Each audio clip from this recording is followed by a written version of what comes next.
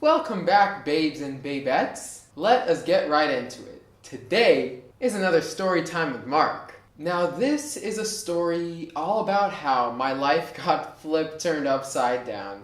And I'd like to take a minute, if you could just sit right there, I'll tell you how I lost 140 pounds without even a care.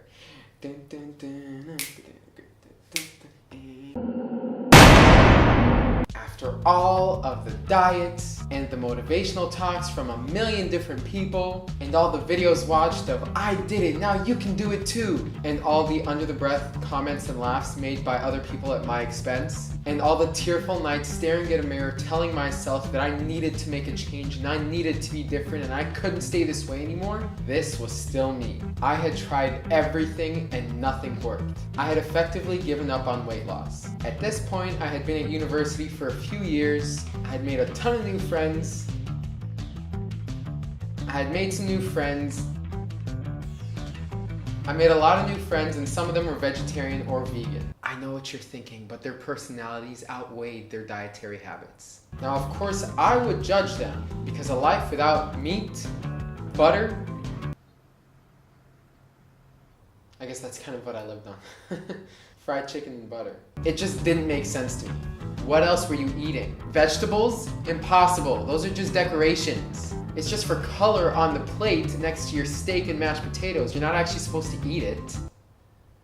Weirdos. But I thought if they could do it, I could do it. So on a whim, I decided I was gonna try vegetarianism for just 1 month. But I was gonna be a clean vegetarian. I was gonna eat naturally, no overloading on carbs, no excessive sodium, and etc. Again, I had given up on weight loss, so I wasn't doing this specifically to lose weight, I was just doing it to kind of join my friends for a laugh. I just wanted to challenge myself for 30 days. Now, if you've ever tried a shawarma, you'll understand that even just the smell of it could easily make you cave on a 30-day challenge in just after 10 days. Which is exactly what happened. But I did learn something valuable even just in those 10 days. Are you ready for it? Brace yourselves, guys. This is gonna blow your mind. Vegetables were not, in fact, sent up from the pits of hell.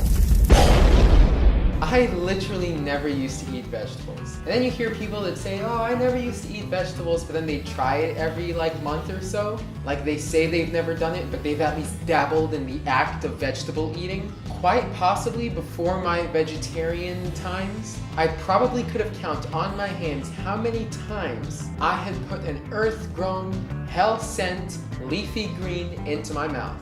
But as I mentioned, I learned that vegetables were not actually that bad, flavor-wise. I mean, obviously they're great, health-wise. I knew that. I wasn't stupid. I was stubborn.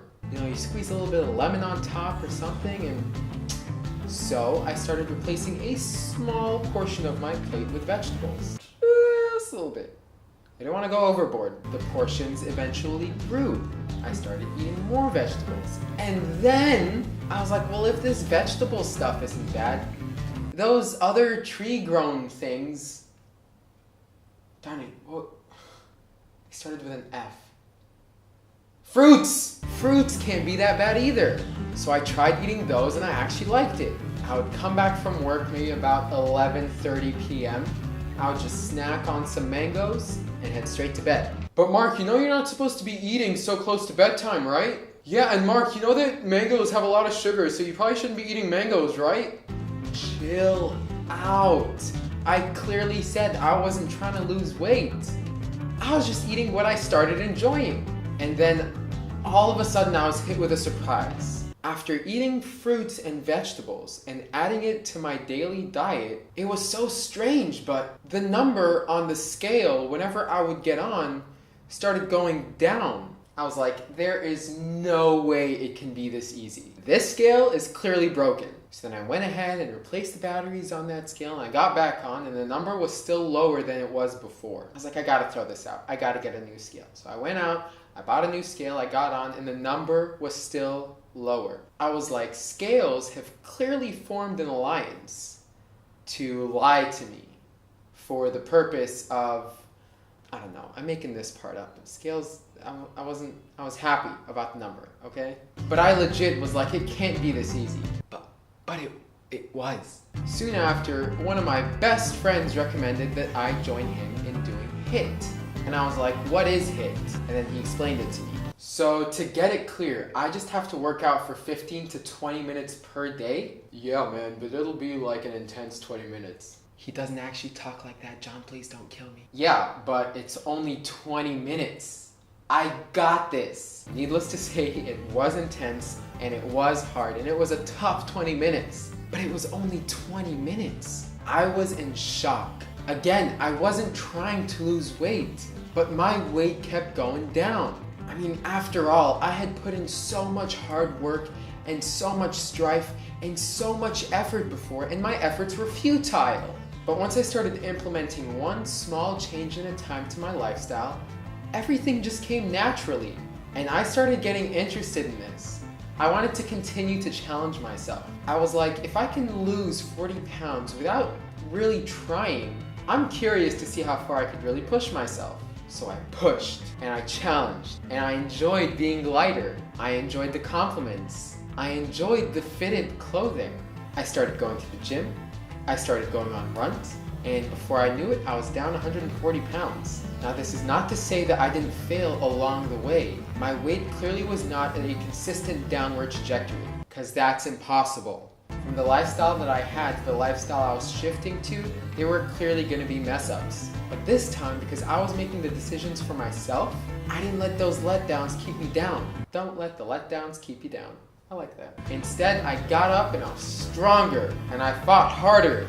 Clearly don't know how to fight. I'm not punching very well, huh? I guess what I'm trying to say is that weight loss is easier than you think as long as you don't put so much pressure on yourself. It's all in your head. If you tell yourself it's too difficult to lose such a monumental amount of weight, then you've already psyched yourself out and you've already doomed yourself to fail.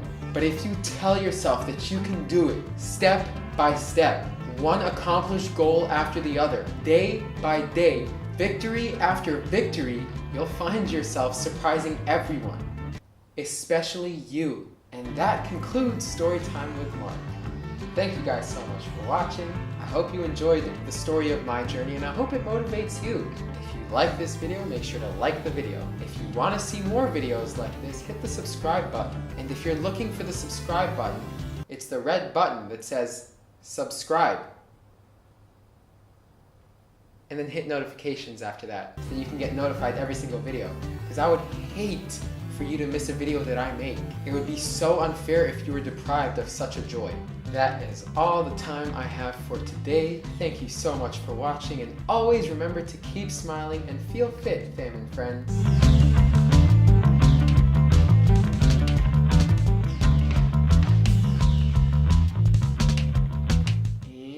Philadelphia, born and raised on the playground is where I spend most of my days. Chilling out, maxing, relaxing, all cool, and out shooting some b-ball outside of school. When a couple of guys, they were up to no good, started making trouble in my neighborhood.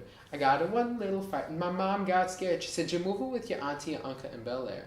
I whistled for a cab, and when it came near, the license plate said fresh and it had dice in the mirror. If anything, I could say that this cab was rare, but I thought, man, whatever, yo, home's to Bel Air. I pulled up to a house about 7 or 8, and I yelled to the cabby, "Yo, home, smell you later." Looked to my kingdom, I was finally there to sit on my throne as the Prince of Bel Air.